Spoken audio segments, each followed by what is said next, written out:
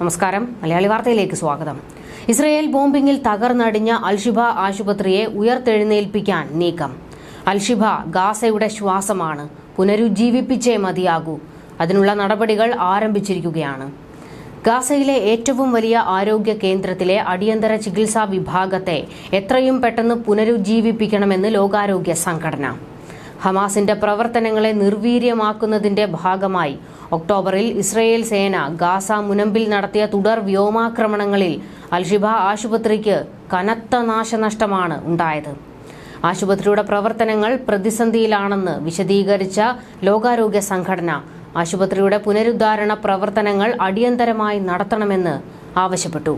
അല്ലാത്തപക്ഷം ഇനിയും നിരവധി ജീവനുകൾ നഷ്ടമാകാനിടയുണ്ടെന്നും ഔദ്യോഗിക പ്രസ്താവനയിൽ സംഘടന മുന്നറിയിപ്പ് നൽകി. ശനിയാഴ്ച ആശുപത്രിയിൽ അവശ്യ മരുന്നുകളും മറ്റ് ചികിത്സാ സംവിധാനങ്ങളും എത്തിച്ച ശേഷമായിരുന്നു എക്സ് പ്ലാറ്റ്ഫോമിലൂടെ സംഘടനയുടെ പ്രതികരണം. യുദ്ധം തുടരുന്ന സാഹചര്യത്തിൽ ആയിരക്കണക്കിന് ആളുകൾ ആശുപത്രി സമുച്ചയത്തിൽ അഭയം തേടിയിട്ടുണ്ടെന്നും ആവശ്യത്തിന് കുടിവെള്ളവും ഭക്ഷണവും ലഭിക്കാതെ ആളുകൾ പ്രയാസപ്പെടുകയാണെന്നും ലോകാരോഗ്യ സംഘടനയുടെ emergency medical teams coordinator Sean Casey പറഞ്ഞു. അടിയന്തര ചികിത്സാ വിഭാഗത്തിൽ 100 കണക്കിന് രോഗികൾ ഉണ്ടെന്നും ഓരോ നിമിഷവും കൂടുതൽ രോഗികൾ ചികിത്സ തേടിയെത്തുകയാണെന്നും കാസെ പറഞ്ഞു. ഗുരുതര പരിക്കുകളോടെ എത്തുന്ന രോഗികളെ നിലത്താണ് കിടത്തുന്നതെന്നും വേദന കുറയ്ക്കുന്നതിനുള്ള മരുന്നുകളോ സംവിധാനങ്ങളോ ലഭ്യമല്ല എന്നും അദ്ദേഹം കൂട്ടിച്ചേർത്തു. ആശുപത്രിയുടെ പ്രവർത്തനം പരിമിതപ്പെടുത്തിയിരിക്കുകയാണെന്നും വളരെ കുറവ് ആരോഗ്യ പ്രവർത്തകർ മാത്രമാണ് ആശുപത്രിയിലുള്ളതെന്നും ലോകാരോഗ്യ സംഘടന അറിയിച്ചു.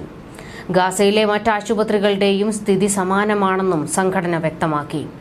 ഗുരുതരാവസ്ഥയിലുള്ള രോഗികളെ ശസ്ത്രക്രിയയ്ക്കായി അൽഷിബ അറബ് ആശുപത്രിയിലേക്ക് മാറ്റുകയാണെന്നും എന്നാൽ ഓക്സിജന്റെയും മറ്റ് സംവിധാനങ്ങളുടെയും അഭാവം മൂലം ഓപ്പറേഷൻ തിയേറ്ററുകൾ പ്രവർത്തനരഹിതമാണെന്നും സംഘടന കൂട്ടിച്ചേർത്തു.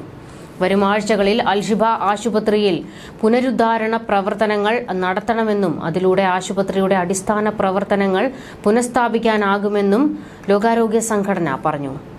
20ഓളം ഓപ്പറേഷൻ തിയേറ്ററുകളും ശസ്ത്രക്രിയാനന്തര സേവനങ്ങളും പ്രവർത്തന സജ്ജമാകുമെന്നും ഇന്ധനം, ഓക്സിജൻ, മരുന്നുകൾ, ഭക്ഷണം, വെള്ളം എന്നിവ ലഭ്യമാക്കുമെന്നും സംഘടന കൂട്ടിച്ചേർത്തു.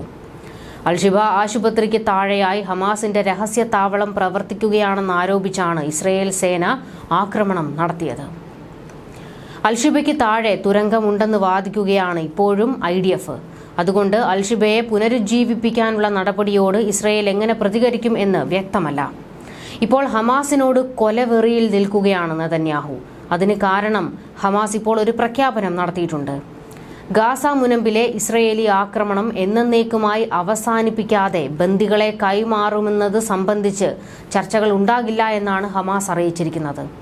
ഹമാസിനും ഇസ്രയേലിനുമിടയിൽ മധ്യസ്ഥത വഹിക്കുന്ന എല്ലാ വിഭാഗങ്ങളെയും ഈ കാര്യം അറിയിച്ചതായി ഹമാസ് നേതാക്കൾ പറഞ്ഞു.